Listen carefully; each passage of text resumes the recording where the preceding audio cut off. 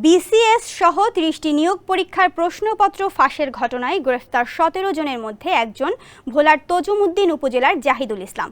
যদিও এলাকায় তাকে জুয়েল নামেই চেনেন সবাই। ২ বছর ধরে বিভিন্ন পরীক্ষায় পাশ ও চাকরি দেওয়ার নাম করে এলাকার মানুষের কাছ থেকে মোটা অঙ্কের টাকা হাতিয়ে নিয়েছেন তিনি।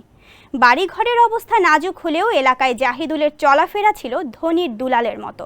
তার কথায় মন সহজে গলে যেত। এই সুযোগে চাকরি প্রত্যাশীদের কাছ থেকে হাতিয়ে নিয়েছেন লাখ লাখ টাকা। আত্মীয় স্বজনও এ প্রতারণা থেকে রেহাই পাননি। আব্দুল মান্নান তামিমের পাঠানো তথ্যচিত্রে দেখুন বিস্তারিত। এই বাড়িটি প্রশ্ন ফাঁস চক্রের অন্যতম সদস্য জাহিদুলের। তার বাড়ি গিয়ে দেখা যায় 5টি টিনের ঘর। এর মধ্যে জাহিদুলের ঘরটি পুরনো টিনের। ওয়ালটন ফ্যানের অ্যারোডাইনামিক ব্লেড ঘরের কোনায় কোনায় ঠান্ডা বাতাস ছড়িয়ে হাওয়া বদলে নেয়। একটি সোফা ও নতুন খাট ছাড়া তেমন দামি আসবাব নেই। বাবা মা, ছোট বোন ও মেজ ভাইয়ের স্ত্রী থাকেন বাড়িতে। 2 বছর আগে ভাগ্য বদলের আশায় পাড়ি জমান ঢাকায়। সেখানে গিয়েই জড়িয়ে পড়েন প্রশ্ন ফাঁস চক্রের সাথে। এলাকাবাসী বলছে বাড়িতে কিছু না থাকলেও তার চলাফেরা ছিল রাজকীয়। কিন্তু পরিবারের দাবি জাহিদুল কি করতেন ঢাকায় তার কিছুই জানতেন না তারা। এখন প্রশ্ন ফাঁসে জড়িত থাকার কথা শুনে হতভম্ব তারাও। আমার ভাই আমরা জানি যে ঢাকা থাকে, কিন্তু সে ছোটখাটো একটা ব্যবসা করে, এতটুকু। আর সে জানি যে কালকে সে প্রশ্ন ফাঁসের সাথে জড়িত। পরিবারের সদস্যরা জানিয়েছেন 4 বোন ও 3 ভাইয়ের মধ্যে জাহিদুল সবার ছোট। ছোটবেলায় প্রথমে লালমোহনের রায়চাঁদে একটি মাদ্রাসায় হাফেজি পড়েছিলেন।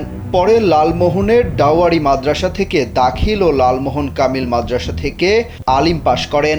বর্তমানে সে লালমোহন কামিল মাদ্রাসায় ফাজিল 3য় বর্ষে অধ্যয়নরত। তার স্বজনরাও চান সঠিক বিচার হোক।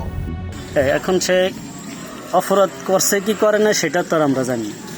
আমরা যেটা ফেসবুক মিডিয়ায় দেখতেছি, এটার সাথে সে কতটুকু আছে কি না আছে, কতটুকু সত্য কতটুকু মিথ্যা, এটা আমরা জানি না। তবে আমার একটাই অনুরোধ, যেটা সত্য এটা উদ্ঘাটন করার চেষ্টা করবেন সবাই। এলাকাবাসী বলছে অনেক সময় তার ফেসবুক আইডি থেকে চাকরির আবেদন পোস্ট করে প্রলোভন দেখানো হতো।